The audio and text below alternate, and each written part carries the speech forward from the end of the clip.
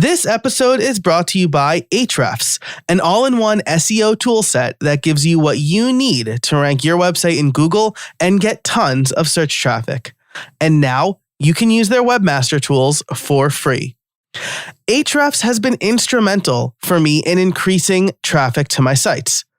Over the holidays, I had the best quarter for affiliate income because it showed me my most popular pages and topics, and I was able to optimize and update accordingly.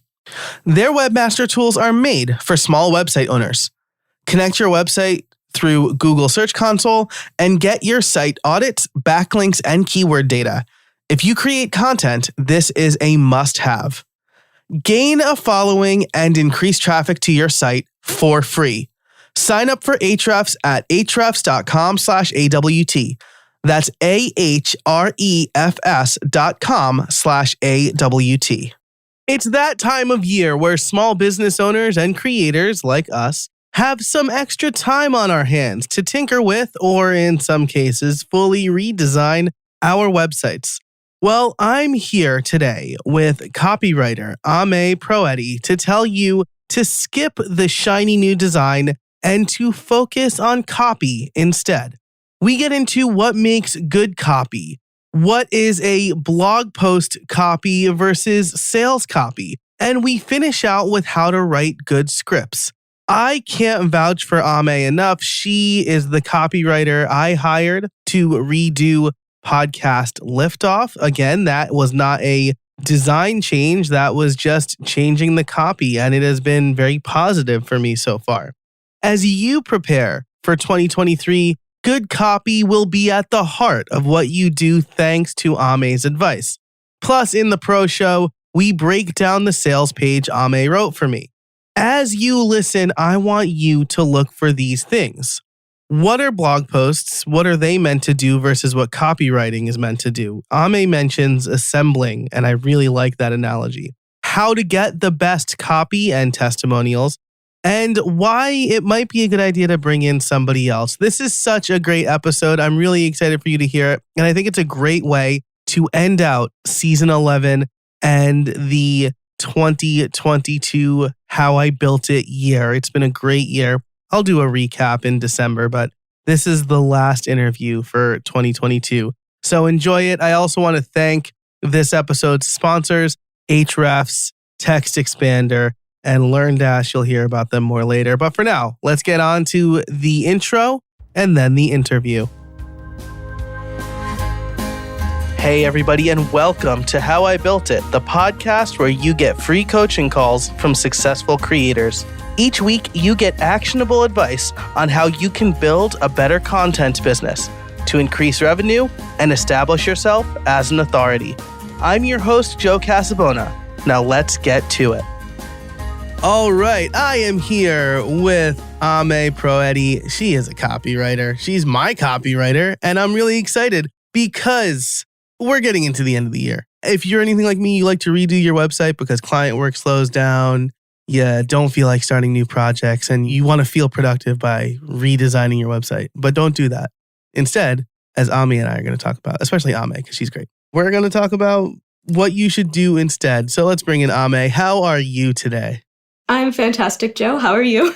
I am doing very well. As we talked about in the pre-show, as we record this, I'm back from a 10-day trip in Disney World with my 3 small children. So I am recovering just in time for breaking the time-space continuum, just in time for Thanksgiving. So I'm here to work for 3 days and then going to take a few more days off. Really exciting stuff. So Ame and I got connected through Jay Klaus. I'll link to Jay Klaus's episode in the show notes, which you can find over at howibuilt.it/295. We're both in his creator science lab. And Ame, I feel like that has been a really good investment for you. Not that we have to talk about real money because I don't like to do that without prepping the person, but I feel like I am one of several clients you've gotten from the community. Is that accurate? You are one of 2 that I've gotten from the community, but I have gotten, I would say, a lot more exposure. I think a lot of people became aware of who I am because I joined the group. And doing all the feedback videos that I have been doing gave me the idea to maybe start offering copy critiques or audits as a service. So that's actually something I'm working on building my own landing page for right now. Very nice. That's really what I want to talk about today, because I hired Ame to redo these 3 pages on Podcast Liftoff. As you know, if you've been listening for a while, I've gone all in on that. I'm a good writer. I mean, I've written like several books, so at least some people think I'm a good writer. I'm a bad copywriter. And so maybe we can start there, Ame. What's the difference between like writing a blog post and writing like web page copy? There's so many things that are different. I think the purpose is the main difference, because when you're writing a blog post, for example, the whole point of that is to share some information, educate your audience, and also kind of bring them into your sphere. Because most people, when they find your blog post, it's through SEO. So they'll land on your website, they're like, okay, that's first exposure. Your website, the purpose of that is generally to sell something. Either you're trying to get people to opt in for your newsletter, or you're trying to get them to buy something from you. So the purpose of it is the main difference. And then because of that, the way that you write both pieces are going to be very different. I would say blog writing is much more actual writing, whereas copywriting is more assembling. Joanna Weebly from Copy Hackers said it best. Copywriting isn't really writing, it's more like assembling words in a way that people want to hear. I love that, right? Because this is my exact problem, right? Is that I'm really good at sharing, educating. That's like my whole shtick. But when it comes to copywriting, right, I don't feel like I assemble things in the right order because I'm very matter of fact. Oh, there's this course. You will learn how to make a podcast with that course. You will also learn how to make money. Would you like to buy that course? I don't assemble things in the right way to drive them to buy the course, right? With the assembly, there are different formats that people can follow that do tend to work. But the biggest thing is really the research side of what you're doing, because you have to go in and you really have to learn like what your audience is saying and then take that and mirror it back to them. And that's what makes good copy. Yeah, this is, again, another hard fought lesson for me, right? Because, again, when you are writing that blog post or video or whatever, right, you're educating. So you're telling people the words they should know. You're not using their language. You're telling them the language they should use. But when you're writing sales copy, you want to solve their problem. And so you need to come to their level, right? You need to be like, hey, I see you and I understand you and I can help you. Absolutely. Yeah, you have to know their level of awareness. Like, are they problem aware, solution aware, something else? And then you meet them where they're at in your structure. And then what you're really doing is creating almost like a guided story or experience for them on the page. And then if it's done right, they will take whatever action you want them to, whether that's opting in for your newsletter or buying one of your products, or at least checking out one of those products. Awesome. So let's talk about how we do this, right? Because I think, first of all, I come from the web development background, right? And I think a lot of web developers will tell you the number one problem they have with their clients is getting content from them. Maybe it's like design, right? Like designers will say like, oh, everybody always tells me to make it pop or whatever. But for most web developers, it's getting the content from their client. When it comes to making our own websites, I know I would just kind of sit in the WordPress editor. Don't at me. That's the worst place to write. Sorry, WordPress people. It's a terrible place to write. Or like a Google Doc or whatever. And I would just start kind of writing the things I want to say. What is your process for writing website or writing copy? Let's abstract away the website, right? Maybe you're doing it for like a YouTube channel or whatever, the description, whatever. What's your process for writing that copy? There's a lot of writing absolute garbage, taking a walk, having an existential crisis, writing some more nonsense, and then kind of repeating that process until I have a good first draft. But to get that first draft, I usually will go do some customer research. I like to interview at least 3 customers for a product or service to really like hear what they're saying about it, what their experience was. Because again, that's the picture we're trying to create for them. You know, I'll sift through a ton of testimonials as well. Testimonials are like an absolute treasure trove.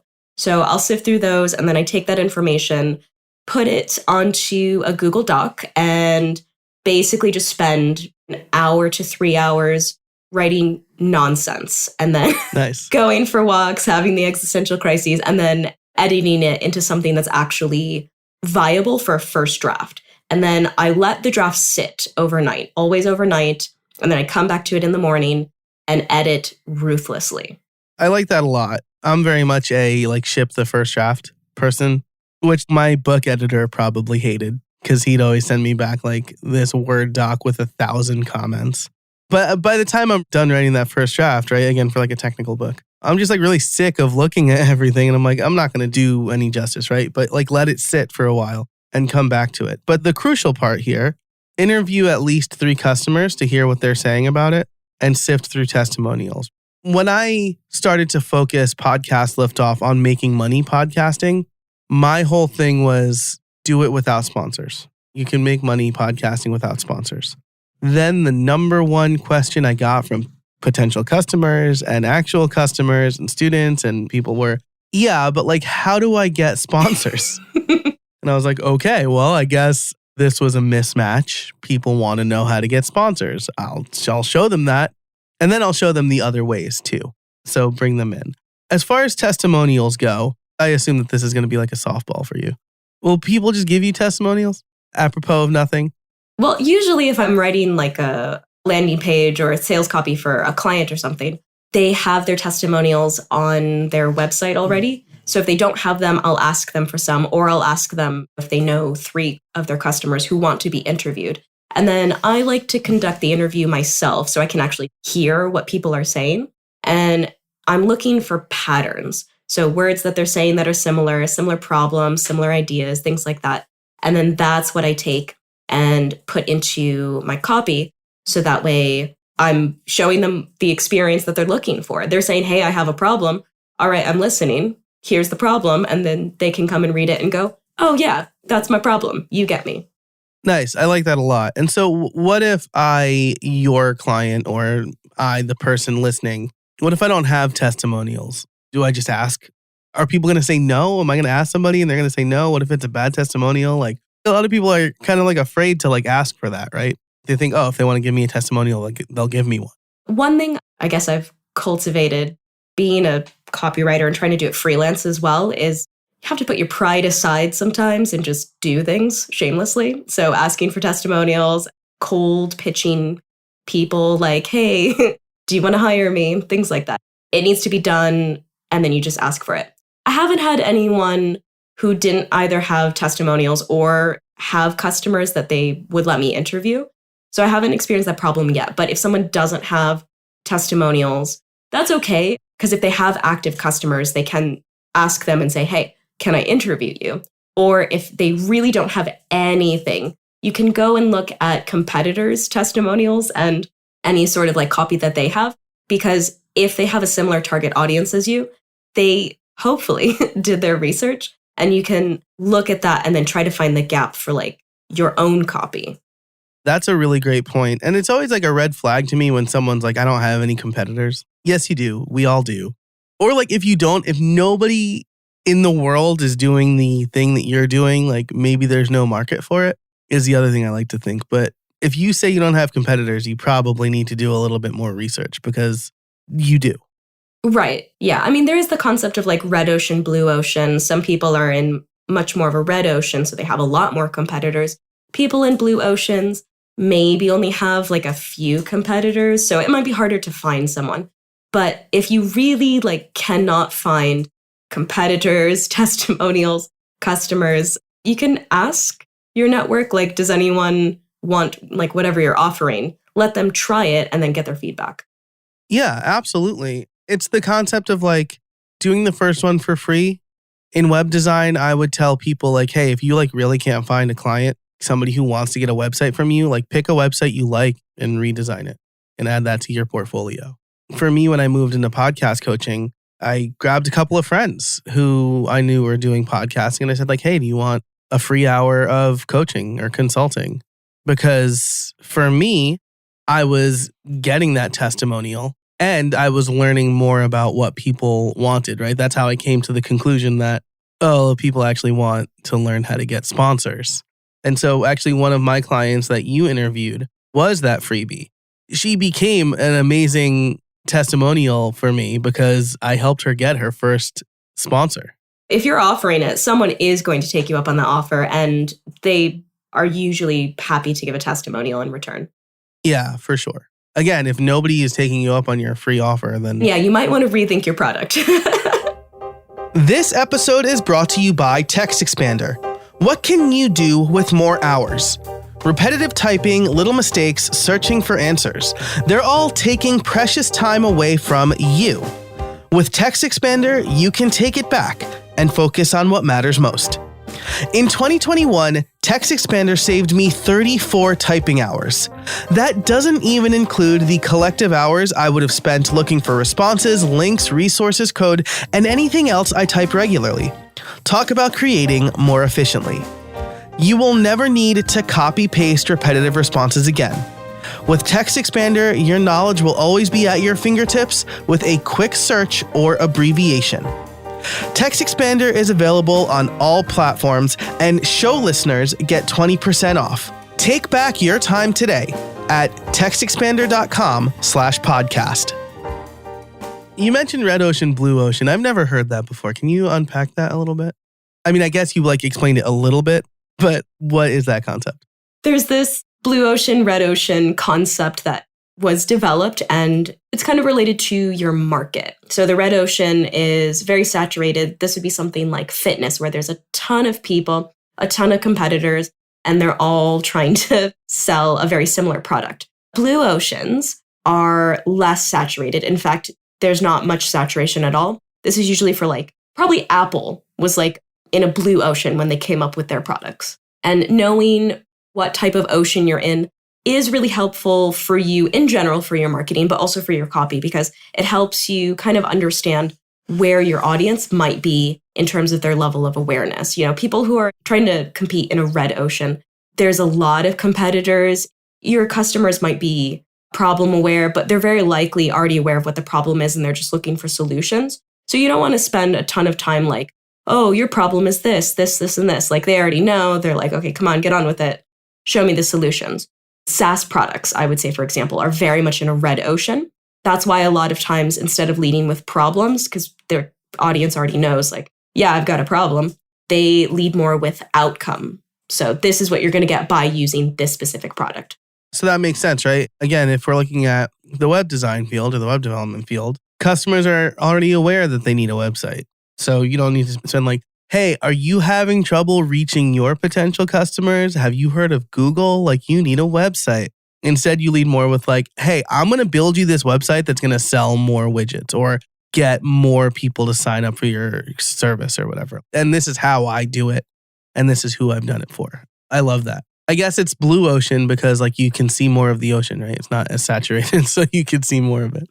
Right. Yeah. Kind of having that wide blue ocean versus shark infested territory. I like that. That's a little bit more horrifying in my head now. And so with blue oceans, right, less saturated, it sounds like you might want to lead with the problem because you need to kind of guide the customer or client towards the fact that, hey, are you aware that you have this problem? Sometimes yes, sometimes no. It really just depends on what your product or service is, because sometimes people know that there is a problem and they're aware of why it's a problem. And if you come up with this never before seen solution and they're oh, wow, that's exactly what I need, you don't have to lead with the problem. You can lead with the solution or lead with the outcome.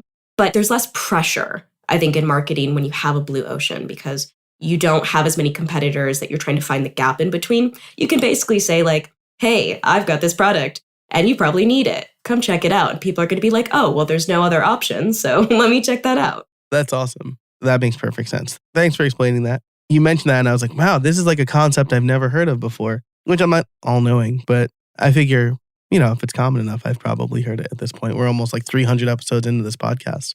Okay, cool. So interviewing customers, looking at testimonials, figuring out how much competition there is so you know the type of copy to write. When we worked together, and we'll talk more about this on how I built it pro, what Ame did for me and how we went through that. But I do want to touch on the fact that we redid my homepage. We created an about page for me. Then we created the playbook sales page. All three of those pages have different purposes. I want to focus on the homepage a little bit for right now because I think that in my head, there's a little bit of this conflicting have one call to action versus like the homepage should be like a place to send people to multiple places. So when you're writing homepage copy, what is your goal, or what should the goal of the homepage owner be? The goal is to get people to take whatever action you want them to. Most homepages, like I said before, will either want you to subscribe to their email list or to check out their product. If the business has like a lot of products or services, you might redirect them to the right pages. I do that on my own website where I want to redirect people to copy and video stuff. I don't know if that's the best idea to be doing right now for myself. We can cut this part out. I'm having an existential crisis about my own business, but anyway. Yeah. I want to dig more into that if you don't mind when we get through the homepage stuff, because I think this is really important to talk about. Okay, yeah, we can dig into that. But yeah, so the homepage is either going to get someone's email. If you have one product or one service, you can put that directly on the homepage and just treat it like it's a service page, or redirect people to the right service pages. And that's it. Gotcha. Yeah, that makes sense. And for podcastliftoff.com, the main goal is to get people onto my mailing list, I think, right? That's like the main call to action here. Like I do have the one product, but I also have like the coaching services and things like that. So I definitely want to get people, I'm like in a purple ocean probably, right? Because like a lot of people know that they want a podcast or they need a podcast. A lot of people probably don't realize that they could get help to make money or to like really improve their downloads and their listenership. And so I don't feel like at this point I need to convince people they need a podcast, but I definitely need to convince people, hey, hire me as an accelerant and you can start making money sooner than you would have without me. I see that a lot with video stuff where people know video's great. They know they want to do video, but I think maybe video in itself just feels overwhelming that they're not taking the steps or they're just dabbling in it. So maybe your podcasting thing's kind of the same, but I would say podcasting is actually like much easier to do than video. Yeah, I agree. And because of that, right, it's also probably easier to do poorly, right? Like you just record from your phone or whatever. Like, don't do that. Don't record from your phone. The worst thing you can do for your podcast is make it sound like you're recording from a bathroom stall. Oh, wait, you're not supposed to do that? I need to rethink my podcast. Don't do that. Yeah. I'm joking. I would never do that with my podcast. That's good. I appreciate that. Honestly, you should really limit the amount of talking you do in any bathroom or any bathroom stall, if I'm being honest. But that's a whole other topic. I agree with you. I feel like bathroom stalls are not for talking. No, they're not. They have a very specific purpose. Talking's not one of them. Right. I'm going to create a chapter marker for this. The rule in the men's room is eyes front, no talking. Just like get in there, do what you got to do and get out. I've had chatty people next to me and I'm like, please end this. We got to go. Anyway, so that was our little bathroom side quest. Really strong way to close out the season. So that's the homepage, right? Get people to take whatever action you want them to take. Use this kind of assembly to convince people to do that thing by using the language that you've gotten from your customers or from testimonials. You mentioned that you're having a bit of an existential crisis, right? And I think that this is very common for business owners, right? So I think that this is really good to talk about because I'm sure a lot of people have gone through this or are going through this. I went through this. Again, we'll talk more about this in How I Built It Pro, which, by the way, if you're a longtime listener, this is the first time I'm using How I Built It Pro. So that's an existential crisis. But I think I changed my product on you like 3 times before we really started writing the product page, right? At first, it was like my course, and it was my cohort-based course, and it was like this thing. And then we settled on, did you come up with the name Playbook? I think you came up with the name Playbook. So like, I didn't even come up with the product name. I just came up with the concept. One thing I find as a business owner, it's very hard to come up with stuff yourself or kind of sort through things because you're so close to your business and you know everything you want to do. And taking the necessary step back to figure out if it's a good idea, do you have the right funnel in place, all of that stuff, it's hard to do by yourself. Yeah, there's all those metaphors or sayings or whatever. You like see the forest through the trees or trying to read the label when you're on the inside of the bottle. Who came up with that? Who thought, I'm in a bottle and I want to read this label? Maybe it was Christina Aguilera. She had that Genie in a Bottle song. That's true. Back in 97, she was a genie in a bottle. I had the biggest crush on her, by the way. So it's really hard to see that stuff, right? And so like working with someone like you helped me see a lot of things that I was missing because I was too close to it. And I'm like a solo guy. I don't have a business partner or anything like that where I can bounce ideas off of. I'm in a mastermind group, but I guess maybe one of the takeaways here is find somebody that you can really bounce these ideas off of. Or like Ame, you came in with fresh eyes and then like took time, like part of your service is understanding me and my business to come up with the best copy. And like those pages are amazing. Like they're so good. I'm really glad you like them. And I'm glad your audience likes them too. I think that's one of the things that writing copy is not necessarily hard to do and you can write your own. The benefits you really get when you hire someone is that they aren't part of your business. So they're coming in and they're going to have probably some of the same questions that your audience is going to have. And the answer is already in your own head. You might not be thinking, oh, I need to include that or I need to clarify or do whatever with that. So they come in with these questions. They also come in and they talk to your audience as well as a third party. So it's a lot easier for a customer to say what they really think about your product or service if they're not talking to you. Because, people don't want to say bad things to your face. Right. Or they might be thinking like, oh, okay, I need to say what you want me to say. But I've come in. They have no idea who I am. I don't know anything about them. And they can just tell me, this is what I thought. This is how I used it. This is how I felt. It does help get a bit more of an objective perspective from them. And then the last reason is really just saving time. Like it takes a while to write good copy. And if you don't do it all the time, you're probably going to spend a lot more time than like I will spend because, I can bang out a sales page in a day if I really want to because of the practice. Those are like the main reasons to really hire anyone outside is just that outside perspective. They act kind of like your advisor in a way, like a trusted advisor. And then they just have the skill to bang out whatever they need to in less time than you would probably take to do it. Yeah, absolutely. And this is one of those things like people ask me like, hey, how did you get so good at podcasting? Or how did you get comfortable in front of a microphone? And I say, I've been doing this for 10 years. More if you count my like drama club and teaching background, right? Like I've been talking in front of people for most of my life. And so you got to get your reps in. But like one of the reasons to hire somebody who already has their reps in is that accelerant, right? I knew, again, I have published 4 books. I have over a dozen courses on LinkedIn Learning. I can write words, but I hired Ame because I was struggling to find the right words to convince people to buy whatever my product was going to be, right? And that was another thing, again, that we helped flesh out. I realized nobody wanted like a high dollar cohort-based course at first, but people seem to be enjoying the playbook. And so that was another thing that was really helpful. I would have never thought of the name playbook. We worked through like the offerings based on the copy, based on what you learned from my testimonials and customer interviews and things like that. And I would say that sales page is the hot page, like sizzling hot. Yes. Yes. And this is the other thing, right? It works. Like, I think if we look at, actually, I really want to save this part for How I Built It Pro. If you want to hear us kind of break down this sales page, you can sign up for How I Built It Pro. It's $50 a year. That's less than $5 a month over at howibuilt.it/pro, howibuilt.it/pro. Okay. So we're going to talk about my sales page specifically there. But we've talked about the homepage. The goal of the sales page is going to be the same, right? You want them to take this one action, and that action is probably buy your product or sign up for a discovery call or whatever, right? Mm-hmm. Yeah.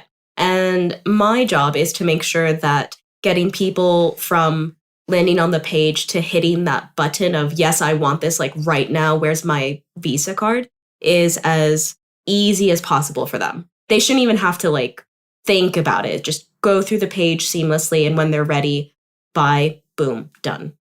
And this is really where having an external source, person, advisor, whatever, comes in handy because I know the value of my product. That's why I'm offering it.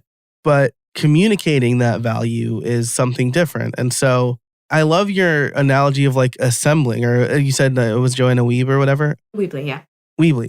of assembling things, right? Because you have these modules. You have like the headline that catches the attention, and then like the convincing copy and the testimonials and like the look inside, which is not something I've ever really thought to do before. I created a killer video at your recommendation. And so that's really where like having someone else helps, because you're right. Like I've been in mastermind groups and they've been great. Don't get me wrong. But like where I've like put out a page for feedback and I've gotten back like, yeah, this is really great. And then in Jay Klaus's group, I think the reason that got me to hire you was I put together a page for like a $45 workshop or something like that. And everyone's like, yeah, your copy is so great. And then you just made an 8-minute video just like ripping it to shreds. And I thought, I need to hire Ahmed. This is the type of thing, right? I'm from New York. Above all, I want to be right no matter how brutal the feedback is, right? So that was just so instructive for me. It was a bit long. I tried to make that as like concise as possible. But I also wanted to give you like as good a feedback as I could, because being in that group, one thing I like about it is people can be so honest with each other and people are very generous with their knowledge. Like I've gotten tons of comments and help from people in their areas of expertise. And this is something that I can contribute on. So all my videos tend to be at least like 8 minutes long. And I always go, Ame, this is way too long. But they seem to be appreciated so far. So yeah, I watched every minute and I like took notes. A lot of it is just like kind of, looking at seeing what's working, what's not working. Testing is, I think, underrated in copy, the research and the testing. The best copy will evolve over time. It needs to be tested throughout its like lifespan. And it's something that you're just going to continue to evolve on. And the research you do is going to help you make that evolution. Yeah, definitely. And with testing, I think that's really important.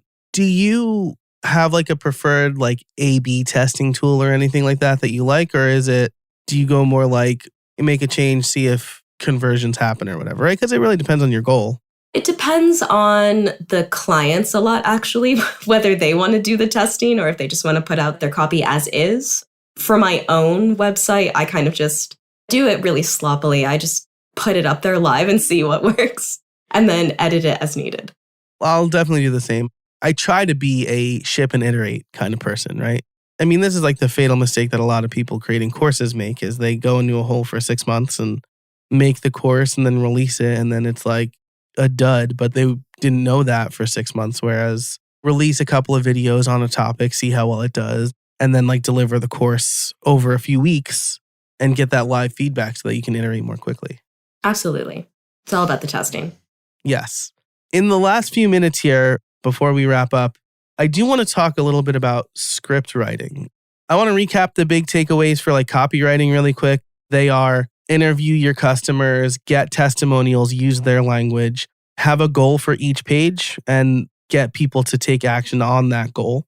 And I would also say very much think about the experience the customers need to have on that page, not what you as the business owner need. Love that. Because you're not designing the page for you, you're designing the page for your customer. So it doesn't really matter what you want. Ultimately, if your goal is to make more sales or get more customers, it's about what they want. Right. And on that note, I just want to expand a little bit. Something that happens is a lot of people, they have this nice, beautiful, pretty website and they want to try and horseshoe their copy into that design. That's a terrible idea 100% of the time. You can't force a message into something that's already set. You have to create the message and then build around that. That's really important. And I think that's something that people don't think about enough. Yes. When I was making websites, I always told my client, we can't get started until I have your copy. And they would say, why? And I'd say, well, how am I supposed to design a site when I don't know what the site says or what you want your customers to do? If you want to just apply a generic template, you don't need to pay me thousands of dollars for that. You could just do it and then fill in the blanks. Mm-hmm. Yeah, because there's so much to it. It's not even just like the headline or the words on the page that you see. It's also the button text, where things are placed. UX copywriting is like a really big conversation right now. And it is all about, again, providing the most seamless experience from I've clicked on your page to this is the action I'm going to be taking right now. Where's my card? Or email. This episode is brought to you by Store Builder from Nexus. When it comes to setting up an e-commerce site, you have a choice between easy but limited or a limitless platform that you need to manage yourself. Until now. Store Builder is e-commerce made easy for everybody. It saves you time and delivers a storefront that lets you get to selling. As someone who set up multiple e-commerce sites, I can tell you that Store Builder has been a much easier experience than anything else. Answer a few questions, add your content, and sell. Store Builder was created and is supported by e-commerce experts at Nexus. Get the speed, security, and support you need when you need it. Are you ready to launch your perfect online store? Head over to howibuilt.it/storebuilder for a special offer. That's howibuilt.it/storebuilder. Let's spend a couple minutes talking about script writing. Totally different. Not something that I do for my own YouTube videos. I'll do it for my LinkedIn videos because I want to know, or my producers want to know what I'm covering. And it does make the process a lot more seamless on recording day, right? Like it takes me about a day, so 8 hours to record about an hour and a half of finished video, if that makes sense. So if I record for 8 hours, the end product will be an hour and a half long course. And I'm told those numbers are really good and really fast. And part of it is because I have scripts for all of those videos. I want to get your take on this. First of all, do I need scripts for my YouTube videos, do you think? I think yes, 100%, because right now YouTube is filled with what I would say, I'm just going to say it, good enough videos. Mm-hmm. And those are fine for now. But if you look at someone like Tiago Forte, his videos are next level. And he posted something on Twitter months ago where he's like, I spend $5,000 per video. And all of Twitter was like, that's ridiculous. Why do you spend so much? Production, blah, blah, blah. And I wrote on there, I was like, I'm glad to see that because it's not just production only. It's the pre-production, scripting, research, getting everything in order, editing, promoting. All of these things go into actually having a great video. And I'm very passionate about video. So I was happy to see this. And he responded, he's like, yeah, there's so much and so many people that go into making great video. It's not just about press record and go from there. Yeah, absolutely, which is exactly what I do. And I think my numbers show it. My most viral videos have been probably the most planned. Whereas the most planned is I will record a video and I'll be like, well, that was trash. And then I'll re-record it. So I kind of wrote the script or the storyboard by messing up the first time around. And again, it's not about scripting your video is not necessarily reading from a teleprompter, right? It's just knowing what you want to say, knowing the points you want to hit, and creating that story, right? This is the thing. No matter what kind of video you make, you should be telling a story. Is that accurate? You should absolutely be making a story. For me, though, I see the benefit of the script is not just about the words you're going to say. It's also about the visuals you're going to show people. That's something a lot of people don't think about when they think of scripts. They think narration, words on paper, but there's a whole second half to a video script, and that's the visual side of it. So when you write a proper, I use the AV script format a lot, where it's audio in one column, visuals in the other. That really makes you think about what whole message are you showing someone at a specific time? Because you have to have both. I mean, that's a video, it's audio, visual experience. So if you only write one of them, and then you go and kind of deal with the visuals in editing, which is what a lot of people do, videos, you might get lucky, but a lot of times the video pacing is really slow, the visuals don't match, or it's just kind of boring to watch. Or worse, it's just a talking head video. If you don't think about the visuals when you write the verbal message, that what we're actually going to hear, pacing could be really slow, the visuals could not match, or worse, it could just be really boring because it's you for 10 minutes talking at the screen in a talking head style video. And people don't want to watch that for 10 minutes. I mean, they will if they have to, but I think the landscape is changing to where enough people are actually thinking about the quality of their video. And at some point, I think the bar is going to rise on YouTube. Yeah, I love this point a lot. Most of my videos up until probably 6 months ago were instructional screencasts. And so it was really easy for me, as long as I would choreograph beforehand, right? Oh, I'm going to go here, I'm going to click this. I could narrate what I was doing on screen, and the pacing would be perfect because I was just saying what I was doing as I was doing it, which is something that takes practice and I'm well practiced at.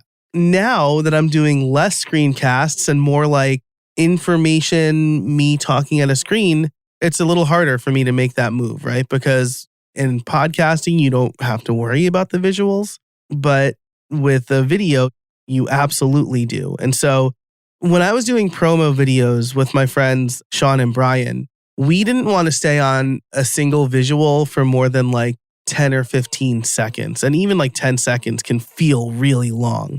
We would want to try to keep the video going so that the viewer wouldn't get bored, especially if we were making a promo video, right? That's like 60 to 90 seconds. So 10 seconds is like 10% of the video.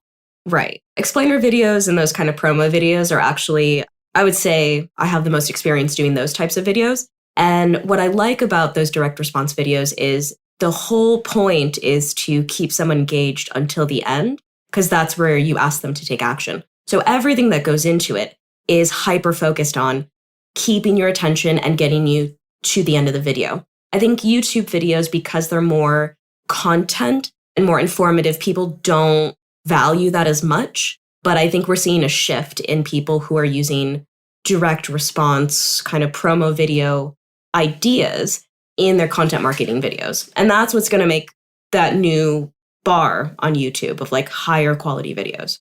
Yeah, I love that. So this is kind of where we'll finish things. I want to mention the AB script format, and then I want to talk about something you covered in your newsletter. I think it was over the summer, but I really loved it. The AB script format, right? Text in one column, visuals in the other. Do you have a rule of thumb for like, my scripts look like a table where it's kind of column 1, column 2, and then like row A, row B, row A, what I say, the visual that should line up, row B, what I say, the visual that should line up. Do you have a rule of thumb for like how many words per visual or per row when it comes to script writing? I know it kind of depends on, like, I talk fast, some people talk slower, but I guess like if someone's trying to put this together, how do you go about matching the text with the visuals? So I think about that is really just like one scene. I don't put like a specific number of words per box, but I won't put long blocks of text in one singular block and have one visual. I'm always thinking like, how can I change this every 15 to 30 seconds? And if it's like a mix of talking head footage with like B-roll, I would say probably change the visual at least every 20 seconds. Unless you are at the end and then you're kind of just wrapping up the video. Here's my call to action summary. Here's my second call to action. Then you can have like yourself on the screen for a little bit longer. But in the heart of the video, I would say 20 to 30 seconds maximum. Change those visuals out. It's not like static image for 15 seconds, right? It's like, I'm going to talk to you and say a bunch of words. And then at 15 seconds, maybe I'll switch to B-roll or share my screen or something like that, right? Right, yeah. If it's a static image, I would only show that for maybe like 5 to 10 seconds, depending on what the visual is. If it's something that's moving, like B-roll or like an animation or something, that you can have on for a little bit longer because there's movement. You just don't want the video to feel like it's stopped. Right. Does the Ken Burns like zoom thing work for static images, like making it feel a little bit more dynamic, or is that like done to death at this point? Oh, no, it's totally still a valid thing to do. I use it in videos all the time still because it's a form of movement. You're kind of zooming in on something that's kind of saying to someone, okay, this is important. And they still feel like the video's moving. Nice. Love that. Yeah. So it's like how people like will try to like they'll take a longer route when there's traffic on the shorter route, even if the longer route takes more time because it still feels like they're moving, like they're still making progress. That is brought to you by this morning where there was some weird amount of traffic as I brought my children to school, like way more than usual. And I like went a very circuitous route and I could have just stayed in the traffic. Anyway, I love that. I want to wrap up with maybe my favorite series, we'll say, from your newsletter, which we'll link in the show notes. Again, that'll be over at howibuilt.it/295. It's script writing tips, but you broke down, I think it was a Peloton ad with Chris Maloney. Oh, yeah. I love that ad. And not just because I love Chris Maloney. He is quite a hunk, though. He is. Look, who doesn't love Chris? If you don't love Chris Maloney, you're suspect, I think. The dude's awesome. Absolutely. Also, he's like 60 something years old and absolutely ripped. Like, I'm in awe. Dang, that's wild. You broke this down because you thought the commercial was so good, right? It did a bunch of things, subverting expectations and grabbing viewers' attention and things like that. And what I liked about this one in particular is if you listen to the words that they're using, like the narration, it's very, very basic. But the visuals are why it's so funny. And for me, this is a great example of like why that visual message is so important. Because without it, this video would have sucked. Right. Like you couldn't just take that audio and like make it a podcast or radio ad, right? Like the visuals were the powerful part of it. Right. Yeah. The audio is boring when you take it out of the video, but having the naked Chris Maloney, whether he's actually naked or not, is up for debate. But I know what I choose to believe. Having him like, working out. I don't even know what he's doing. He's doing like karate, then he's running. The dog was really funny as well with the on-screen text of like, wow, he's got a really great app. All of that. That visual humor is what made that video. And that was such a great breakdown. Like I waited on bated breath for like the next in the series. I think it was like 3 or 4 emails maybe. But I really loved that breakdown. And so, Ame, this has been great. If people want to learn more about you, sign up for that newsletter. Where can they find you? They can find it at makingavideomarketer.com/script tips. All right. Is that all one word? Oh, let me check. I should know this. It's 2 words. It's script-tips. I'll link this in the show notes over at howibuilt.it/295. It's been an absolute pleasure. Thanks for spending time with us today. Thanks for having me on your show. I feel like I've made it being on your show. Well, I appreciate that. I really love the work you did and the value that you've provided. So I'm glad we were able to get connected. And I know that the people listening have gotten a lot of value too. If you want to get even more in How I Built It Pro, you can do that. Everything that you need to sign up, all of the links we talked about today, it'll be over at howibuilt.it/295. So, Ame, thanks for joining us today. I really appreciate it. Anytime. And thank you for listening. Thanks to our sponsors, Ahrefs, LearnDash, and Nexus. Their support is deeply appreciated. You can learn more about them over on the show notes page at howibuilt.it/295. But thanks so much for listening. And until next time, get out there and build something.